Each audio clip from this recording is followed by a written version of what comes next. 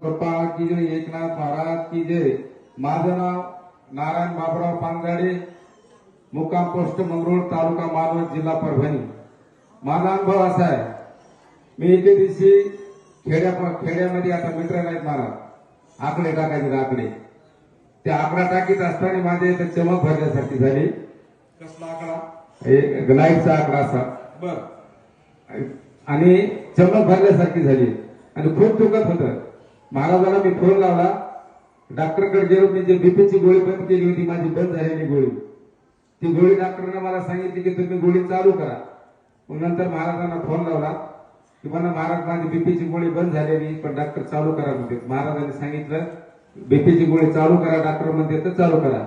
आणि जे माझ्या जे शिल्लक भरलेलं जाते, मला हात खालीवरी सुद्धा करता येत नव्हता, दम घोटू लागला, माझा छाती रुकू लागली आणि उठलो।